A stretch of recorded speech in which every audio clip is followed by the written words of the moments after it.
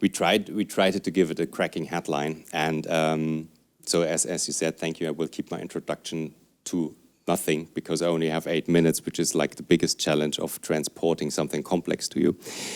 A survival guide might not be the perfect wording of what I will lay out to you now in the next couple of minutes. What we did is we kind of created a managerial compass. Yeah. So whenever I'm usually speaker or attendee on conferences, and wherever I am, it kind of makes me freak out these days. Everybody talks about digital. Okay, for sure, I'm working for a tech company, but really everybody is putting their one tiny little insight so much on that this is the one thing you need to do. Forgive me, AI is the one thing you need to do for surviving, or chatbot or whatever technology it is. And to be honest, to me it feels really like this is no advice, because everybody is kind of pointing me in different directions. So I come back from these conferences with a list of things people tell me to do, not necessarily saying that these ideas are not correct or even wrong, but I do not have no guideline how to apply that, or I have no idea from this list of 20 or 30 items which are there, which one are the more important and less important ones. And this was exactly what we wanted to achieve with a study which we ran over the last 1.5 years. And the key thing which we found, or was our starting point, is that, yeah, we do have all these fancy, cool new technologies, but when I do speak with customers, which I permanently do, we don't see that the technology is really applied to something which leads to more efficiency or even a certain kind of productivity. And sometimes it even feels like people are not using these technologies at all, because they're still stuck on Excel, which I think most, maybe the one or other rings a bell with. Yeah? So we embarked and tried to really open up this black box. Sorry, so it's like you said, there's like after a while, it's not that long. We really try to open up this black box, and we know that digital will kind of really substantially change our lives. This is even proven and calculated through by McKinsey since 6 years. Nobody read that study of sustainable change, but actually they proved it and calculated it through. So we know that, but we do not really know what kind of pieces really to tackle and to attract. So if you want to know something, the only thing which you can do is to embark and ask a couple of people. And we did so. So we grabbed an agency, kicked off, or actually I gathered a project team 1.5 years ago, and we created a catalog of questions with a couple of hypotheses in our head, a huge catalog to admit. But once we kind of put this correlation or this idea into people's head that we want to investigate something around technology, business efficiency or productivity and the bottom line, really the resonance blew out of the roof. So typically you're pretty happy if you get like 250, 500 or so responses if you're doing a study. We had 6,450. So this is one of the biggest studies in terms of digital which is out there for the moment. We ran that together with a famous business school in Germany, the WHU, the Otto Beisheim School of Management, because they had this huge track record of profound data analysis. We ended up in having like almost 2.5 million data points, and then we tried to isolate the factors and group them in some kind of logic. Yeah? And the logic behind that is merely saying like, organizations need to build what we call a dynamic capability. A dynamic capability is a set of assets, personality traits, culture, which help you to create this little something to stay ahead of the competition. So this was our area where we wanted to investigate and wanted to try to find the factors which impact the ability of an organization to stay this little ahead of the competition and win the race. Yeah? You had this example, this was my perfect lead over actually with this table, because what I'm addressing here is, I think we need to add one layer of complexity these days, because we are talking about our vision as a tech company is what we call a connected business. People, things, processes are heavily woven into each other. And for example, this table is a perfect example.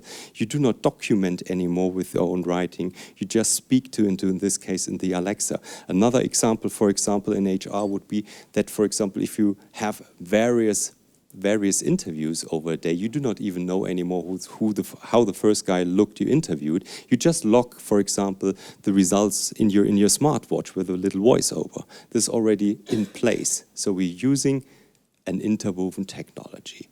So what we've been able to find out for this world, which we are laying out with this connected business, is that the impact on business efficiency, and now we have the first proof point of what our gut feeling already says, is so big that it cannot be ignored, which led us to this thesis to say, like, without technology, you have no chance to survive in this digital world anymore.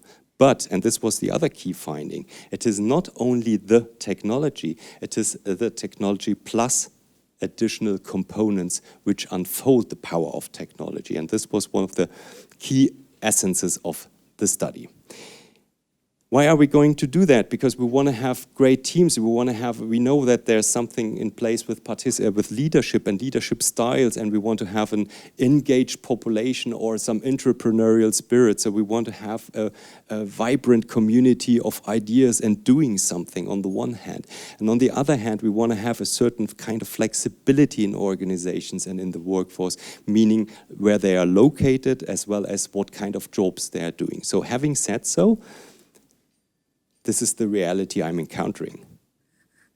There is no much flexibility, and there is no much of change going on. We all need that. It should be, and we maybe are even aware of the values, but it kind of, to me, kind of more and more feels like we are stuck in some kind of hamster wheel. And nobody has really a clue how to step out of this hamster wheel. And sometimes it's a little bit, I'm coming from a math and physics background. And actually, this is like, are you aware of this, what we call mass inertia? You know what that is? You need to, if you want to change something, you need some kind of impulse, otherwise nothing is changing. And I think the impulse for organization is evidence. So we know that evidence is so key that we are able to quantify somehow the input and the output relations of things to change something. But then knowing that, we've been asking people, how are we dealing with evidence? We've been asking them, decision makers, would you be okay if we would challenge your business decisions with data? And two-thirds said, no, we better not do that. And I was wondering, it's like, what kind of decisions are you doing? I mean, it's like, that's an interesting point of view. And then we've been asking further, for example, it's like, okay, what is the basis you do? You come to your conclusion if you're not taking data into account too much. And they say, like, in 40%, like, we're going to make hippo decisions. Does anybody know what that is? It's the opinion, you know, the highest paid person's opinion in the room. It's like, so it's like, he's the boss, he's going to tell 40%, so like, this is the way to go. Speaking about flexibility, and this is one of my favorites because it made me drop dead. I mean, we have 2019 already, yeah? On everybody's plate as we need to create some agility, some change, or whatever it is. And then we thought, like, okay, what is the most basic thing in agility or whatever that is, or some kind of flexibility in organization? We thought, like, yeah, remote working. Let's ask about remote working. I think that's a given. This is like plain vanilla. It's like 2019. Yeah, we found out that only 36% are planning to play around or to establish remote working in their organizations. So we're speaking around a survey around the globe, not necessarily in the Western world, but only 1/3 said, like, we're gonna have that in place. And I found that pretty shocking because it's so easy to do. To come to an end, because I'm kind of peeking over to my extensive time of 8 minutes, we know that organizational performance, or the bottom line, we can prove now, is big time, but not solely affected by the business efficiency or productivity to 42%. Other big effects, for example, could be major investments or divestments, or a monopolistic market setup, or something truly unique which you have to offer in your market. And this is the big number I was referring to 64% influenced by the set of technology, by these 7 enabling factors, which are data-driven decision-making, flexibility in embracing change, entrepreneurial culture, a shared digital vision, and so on and so on. It's out there in the market. We've just been in Forbes magazine, so it's easy to find, I would say. If not, reach out to me, you get it. But the interesting point which I want to make here, and what you can see here, that technology in itself only has this minor percentage of impact. Overall, if you sum that up, you will have a 27% impact on the bottom line, and this is massive. This is big. Typically in pharmaceutical, if you have like some kind of new medicine going out in the market, you're working with correlations in this area of 20%. And now you see we've been able to identify significant components which add up to 64%. All managerial or culture. Now, there are always some smarties in saying like, okay, we already knew that there is some leadership involved or culture involved. Yes, this is true. Take this as anchor headlines. There's much more in the study to lay out on each of these components. But one thing which I really want to emphasize here, this is just a headline where we've been collecting various factors underneath. But here we now have a proof point on terms of the numbers and even a quantification of the effects, starting with, for example, data-driven decision-making has the highest impact, and, for example, open communication and collaboration only has a minor impact, which gives you maybe some orientation or at least some kind of framework. This is how it looks like, and maybe I was able to give you a little bit more of compass-like advice than Mr. Sparrow had at the beginning. Thank you.